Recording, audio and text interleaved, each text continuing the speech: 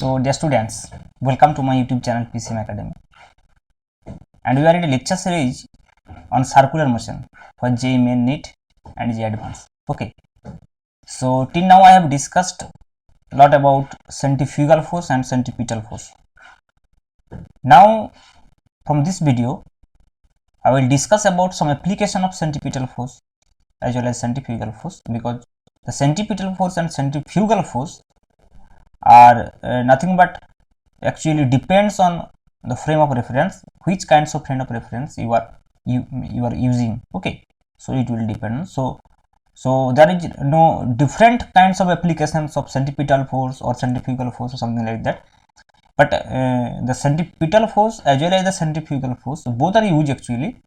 They are not, we cannot say they just simultaneously they are used or simultaneously they are appeared, because this is a matter of frame of reference. So when you talk about the inertial frame of reference, then this is obviously there will be the centripetal force in inertial frame and centrifugal force in non-inertial frame.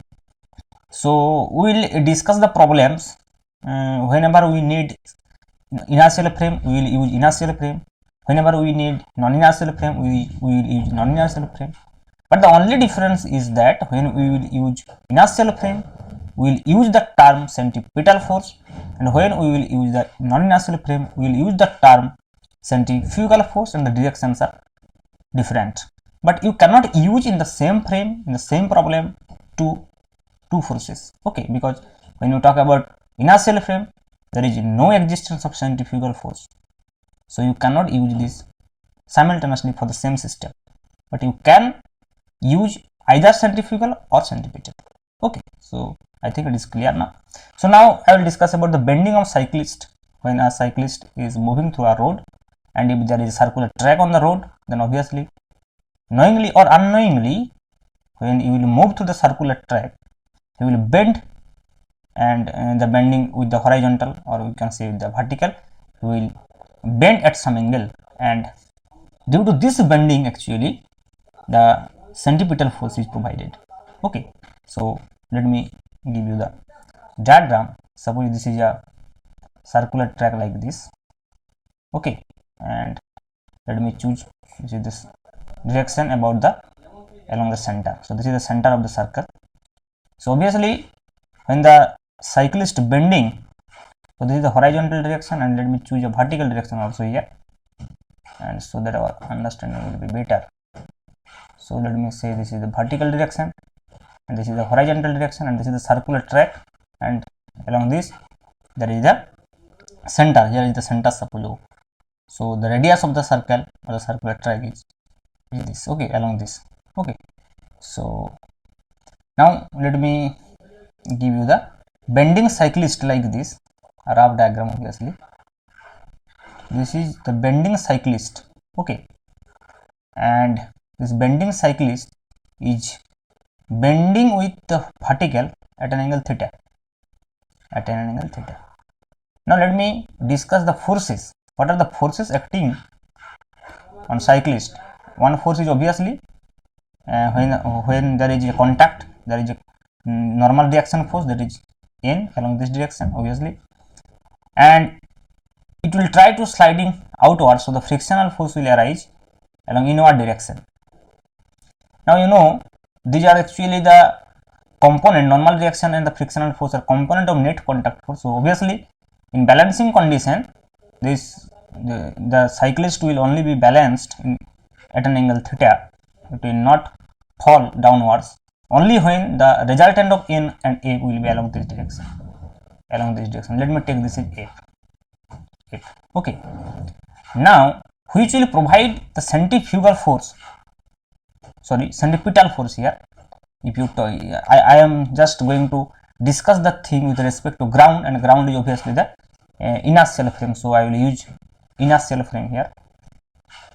If you want, I can discuss the same thing in non-inertial frame also, but let me first discuss with inertial frame. Let me first deal with inertial frame. Okay, so with respect to ground, the whole situation that I am going to discuss here with respect to ground. Don't worry, I will discuss also with respect to non-inertial frame, that is with respect to cyclist. Okay, so now this will be the resultant force of N and F. Okay, so now another force is acting here, that is obviously mg.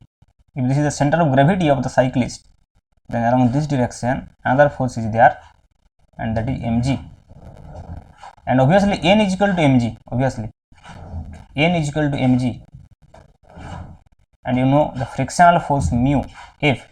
If coefficient of friction is mu, static coefficient friction, this is obviously the limiting friction, obviously this is the limiting friction,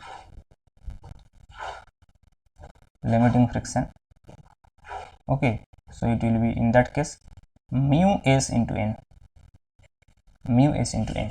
okay, and now the resultant of N and FL is F, and the resultant of AF and mg will give the centripetal force. So this is the direction, the resultant force according to parallelogram law, you know, this will be the resultant of F and mg, and that will obviously be mv square by r, So if you want, you can draw the parallelogram here. Okay, so this will give the centripetal force mv square by r, such that the cyclist can easily turn through this track, and this is only possible due to this force mv square by r. Okay, so now I like to find out the velocity of the cyclist, and obviously the safest angle, up to which angle he can bend with the vertical. Okay, so to do this, let me draw this figure again. So suppose what are happening here, this is our horizontal direction, and this is the vertical direction. So along horizontal direction, what are the forces? The force is obviously frictional force F, and here N, and one force is downwards mg, okay, and obviously along this direction the force is mv square by r is also along this direction. Okay, but actually another force is F here, F, and this F is at an angle theta. So what are the main forces? These are the components, N, FL, these are the components. The main forces is F and mg. These two are the main forces. The forces that are acting here, only F and mg, because F is the resultant of N and FL, and mg is downward acting. So the two forces are main forces, F and mg, and others are the components. So if you want to know what are the number of forces acting on this cyclist, are only two. One is F and another is mg. Why? Because F is the resultant of N and FL, and mv square is the resultant of F and mg.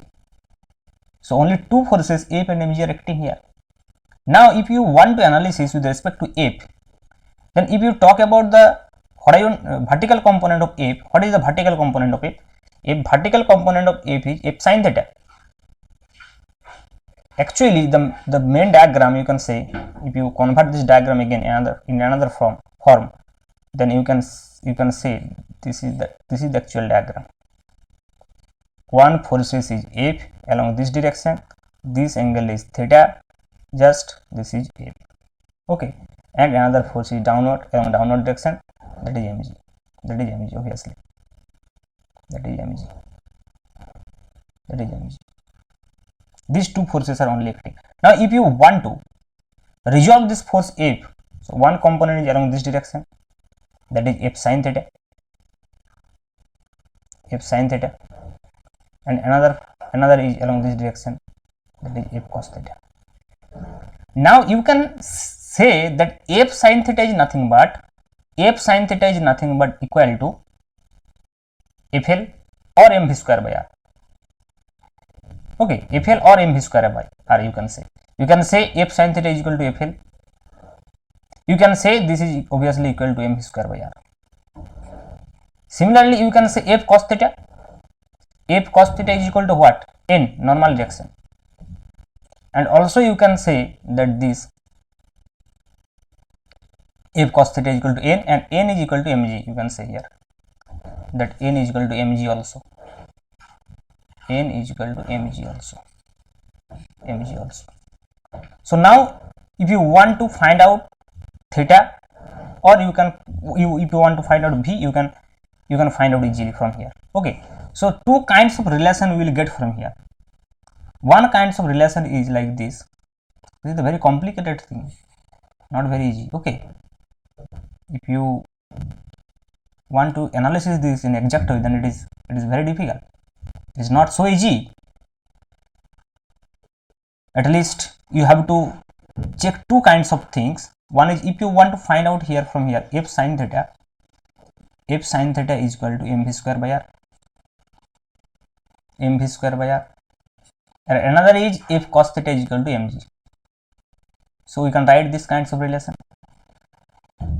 So from these two relation you can get v, because if you divide these two things, then it will be tan theta is equal to v square by rg.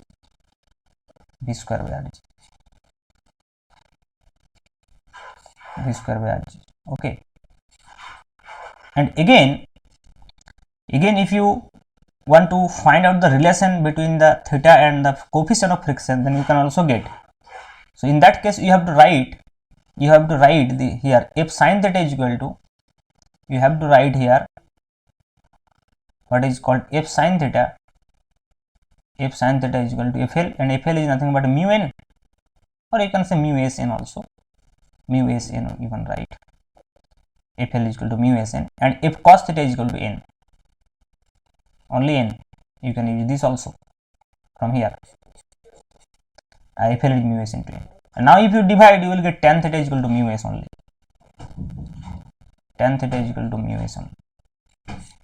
So from here you will get the limiting value of velocity. This is the maximum velocity up to which the cyclist can bend with this velocity. This is the maximum velocity. This is the, you can find from this relation, this is the limiting velocity.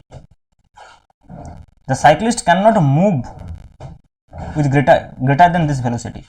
This is the limiting. You can find from here the limiting velocity. Okay, limiting velocity, and from here you can get the limiting angle theta. The limiting angle you will get from here, the limiting angle. And what will be the limiting angle? Because mu s cannot be greater than 1, it is always less than equal to 1. So as mu s, and obviously most of the case less than 1, you can see in general. This is a very rare situation that it will be equal to 1. It should be very smooth surface, then it will be equal to 1. But otherwise it will always be mu s is less than 1. So if mu s is less than 1, then what will happen? Tan theta is less than 1. Okay. So tan theta will be less than 1. That means theta will be less than pi by 4. So the cyclist can bend with angle only less than pi by 4, and it can acquire maximum velocity this v from this equation. What you will get? So from here you will get the limiting velocity. From here you will get the limiting angle. So apparently you can even think that there are various number of forces are acting, but no, the resultant forces are only two, F and mg, and when you get the resultant of F and mg, then it will give you mv square by r, and mv square by r actually provide here the resultant of F and mg is actually provide here the centripetal force, and due to this force the particle means the cyclist can move through this circular arc, because whenever any particle wants to move along any circular path, it needs a centripetal force. So it have to acquire some centripetal force or some centripetal acceleration, and which forces are responsible, which forces provide here this centripetal force is nothing but F and mg. And what is F? F is the resultant force of N and Fl, normal reaction and the frictional force, limiting frictional force. So N and Fl will provide F, and F and mg will provide mv square by r, and due to this mv square by r, the cyclist can move along the circular track. So the cyclist need this force, and it can only possible if he bend at some angle theta. It will only possible. Otherwise he cannot move through this path.